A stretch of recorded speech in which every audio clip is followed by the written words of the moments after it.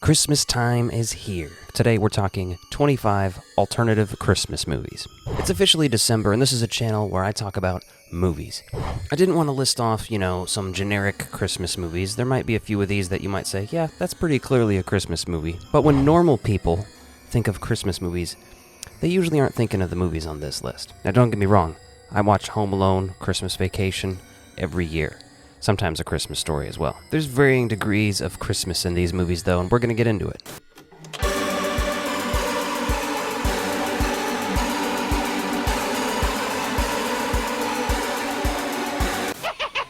Welcome back to the Ectoviolence channel. My name is Alec. Today we're talking 25 alternative Christmas movies. Now, I kind of explained that already, so let's get right into it. Number 25, Catch Me If You Can. Now, this is a movie that stars Leonardo DiCaprio and Tom Hanks. It's a really good movie. And if you've seen it before, maybe you're thinking, but there's a few times that Christmas is very central to the plot of this movie. For example, Leonardo DiCaprio's character calls Tom Hanks' character every Christmas, essentially, and talks with them because they're both lonely. Now, does that make it a Christmas movie? I don't know, but it's close enough, right? Number 24 on the list, Trading Places, starring Dan Aykroyd and Eddie Murphy. Now, a lot of older people will definitely associate this as a Christmas movie because of the Dan Aykroyd dressed as Santa scene, which, by the way, is exactly what I'm doing and why it's on this list. However, it's a little lower on the list and has a little less to do with Christmas, but it takes place during Christmas time in general, so especially if you're just like, kind of don't really want to watch a Christmas movie, but maybe a little something around December 10th or something, you know what I mean? Throw this on. Number 23, Eyes Wide Shut. Nicole Kidman and Tom Cruise in an erotic thriller from Stanley Kubrick. You just need to see this movie in general, but I highly recommend checking it out this Christmas season if you haven't. Without spoiling too much, Tom Cruise stumbles into a masked orgy. Number 22, Silent Night, Bloody Night. So not only does this movie predate Silent Night, Deadly Night, but it also predates Black Christmas. Very interesting. I've seen people call this a slasher movie before, but if it's not, it's borderline. It's a very interesting and obscure little horror movie. Definitely recommend checking it out if you haven't seen it, if low-budget 70s horror is something you're into. Number 21, Castaway. Look, I know what you're thinking. What the hell does that have to do? Listen, Castaway basically starts over the few days before Christmas. He leaves like Christmas Eve or something. Either way, they're exchanging gifts. They're at a Christmas dinner party. He gets called away last minute, and that's when he gets cast away. See what I did there? But to be honest, it doesn't seem like people talk about this movie much anymore. And it holds up, And it holds up, I think, still. This movie was the inspiration for Lost, the TV show. Well, regardless, that's number 21. Number 20, Hook. Again, you might be thinking, Hook?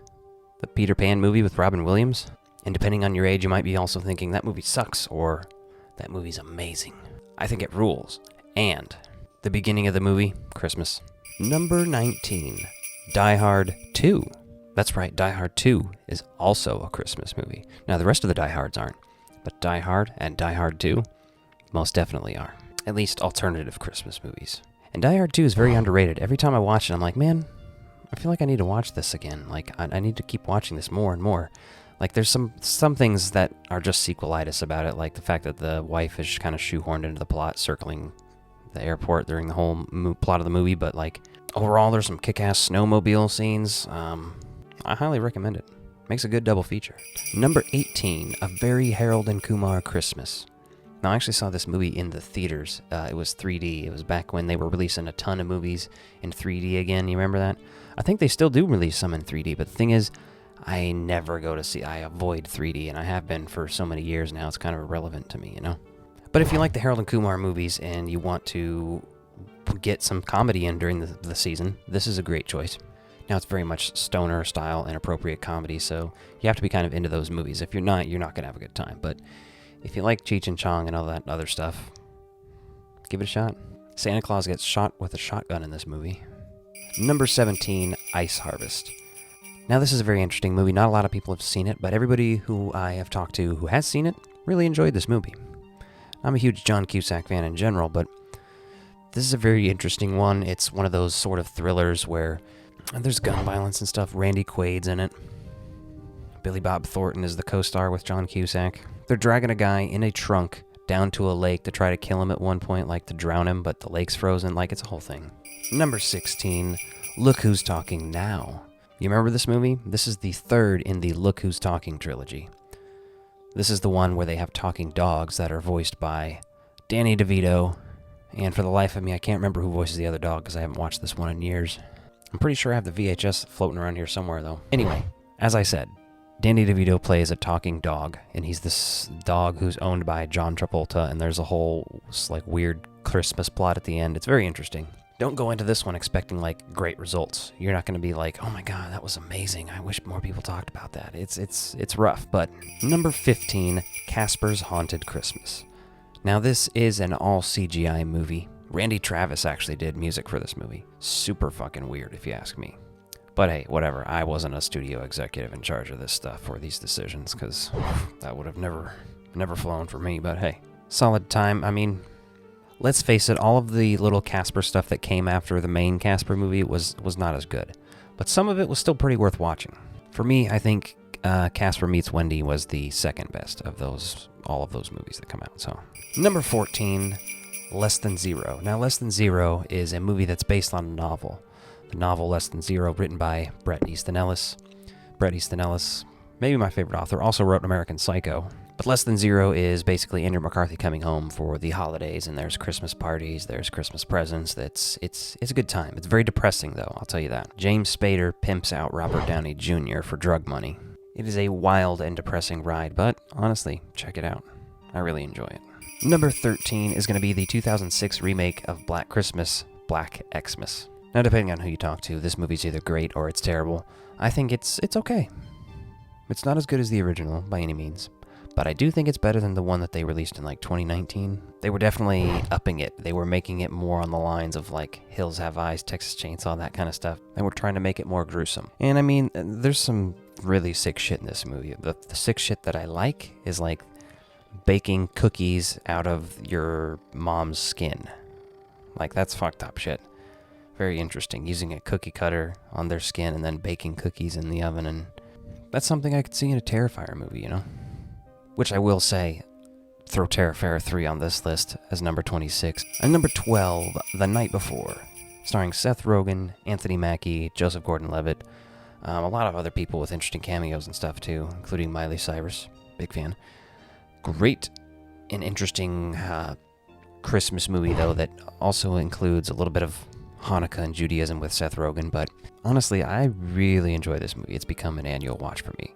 I don't see a lot of other people talk about it as much, so I don't think other people liked this movie or even went bothered to go see it, you know. But if you haven't seen it before, give it a shot this year. It's really raunchy and it's hilarious. Number 11, the slasher film Silent Night, Deadly Night. Now, I'm a big fan of this film series, mostly just the first one, a little bit of the second one, but I like Christmas horror in general, so... But this one is pretty straightforward, classic slasher kind of plot line. It works really well. I gotta say, the first one, solid. I think it's great. Like, as far as slashers go, and being a holiday-themed and Christmas-themed slasher, really holds up. And the 4K actually came out this year, and I'm looking forward to that. I need to get my hands on that. Number 10, Krampus. We're starting to get into the territory of movies that are a little easier to associate with Christmas. But this is a really fun one. It's grown on me more and more every year. All the weird monsters and stuff in the second half of the movie, solid, top-notch, love it. And, you know, there's been a lot of other versions of Krampus movies people have made, but, like, this is kind of the standard just because it was the most wide release by a major theater. It was the widest release by a major studio, so. And number 9, Edward Scissorhands. Okay, this one's a little harder. There's just some kind of Christmas framing going on in this movie. And a little bit at the end, I believe. But hey, Diane Weiss is in this movie. I'm watching it. Diane Weiss and Winona Ryder? Hell yes. And in the number 8 spot, Friday After Next. Now, I'd like a good Christmas comedy as well, you know. Christmas Vacation being the gold standard for me, I think. A lot of people, maybe A Christmas Story. Bad Santa, maybe even. I'm not a fan of that one, but hey. But Friday After Next, I think not enough people talk about this one either, especially when making Christmas lists. And I think all 3 of the Friday movies are actually really hilarious. I think Ice Cube and crew did a great job with all those movies. First one, obviously the best. It's flawless, but like, You want a little Friday around Christmas time? Perfect. Throw it on. Number 7, Prometheus. Now, a lot of people don't like Prometheus. I love Prometheus. I don't exclusively watch it on Christmas either, because, you're thinking, what the hell? But there is a scene early on in the movie. They wake up, it's December 24th, I believe. It is Christmas. He even has the line, "It's Christmas, I want to open my presents." Idris Elba's character is the captain, and he's like putting a Christmas tree on the pool table. So again, get some alien action in. Number 6, Jaws: The Revenge. Okay, maybe this is the worst Jaws movie, but come on, Jaws on Christmas? You can't go wrong. You need a little shark action on Christmas, and this is the way to go. My personal favorite of all the Jaws sequels is Jaws 3, but Jaws: The Revenge, I think, is also maybe my number 3. And you might be thinking, what the hell? It's not that I necessarily think Jaws 2 is bad, it's just that it's not super different from the first movie. The third one is significantly different. The fourth one's weird as fuck. And the number 5 spot, Jack Frost. No, not the Michael Keaton movie. The horror film. You know the one. This is a movie that I didn't see till I was an adult, but I always saw at the rental stores. I was always horrified. I was always scared of it. They had the one with a lenticular cover. Unfortunately, I don't have that, but I do have a regular copy of the tape that I acquired this year. Now, this is definitely a must every holiday season for me. It is, I struggle to say it, but my favorite holiday horror film. And I mean holiday like Christmas time holidays, It's great. What more do you want in life other than a killer snowman? It oozes cheese and blood. And number 4, Die Hard. You knew this was coming, Pete. Die Hard it's just a legendary Christmas movie at this point. And I'm not even going to entertain the argument that it's not a Christmas movie. There'll be people commenting saying, but Bruce Willis said himself. He said it during a roast. Get out of here. Again, these are alternative Christmas movies as well, so, I understand that it may not be the mainstream takes. That's the point of the list. To give you something else to watch. And number 3, Black Christmas, the original, Bob Clark. You know Bob Clark also directed A Christmas Story? Isn't that wild? He directed A Christmas Story and Black Christmas. Personally, I'd rather watch Black Christmas, but both are very good choices. Maybe a nice double feature this season? Number 2 on the list, Batman Returns. Now, other than just the tree lighting ceremony, the movie ends, and the last line of the movie is, "Merry Christmas, Alfred." What more could you want than Michelle Pfeiffer in black vinyl, Michael Keaton in black rubber, and Danny DeVito in black vomit? It's the holiday trifecta. And number 1 on the list, of course, Gremlins. You can't argue that this isn't a regular Christmas movie to me either, but Gremlins is a standard watch every year. Not so much Gremlins 2, but hey, if you want to, throw it in for a double feature. I've done that before. During the holiday season, I actually went to a local movie theater and saw both movies back to back. Honestly, great experience. Well, that is it. That is 25 alternative Christmas movies. Let me know which ones you plan to watch this season, if I sparked your memory on anything, or if there's one that you were like, oh, I haven't seen that. I should check that out. And I do want to remind you, I do have a Patreon. The monthly video just went up this month, and it is a ranking of all the M. Night Shyamalan films. And aside from Patreon, you can also just join the channel as a member. You get the same access to the videos and stuff. And if you like this video, be sure to check out this one and hit that subscribe button. Thanks for watching.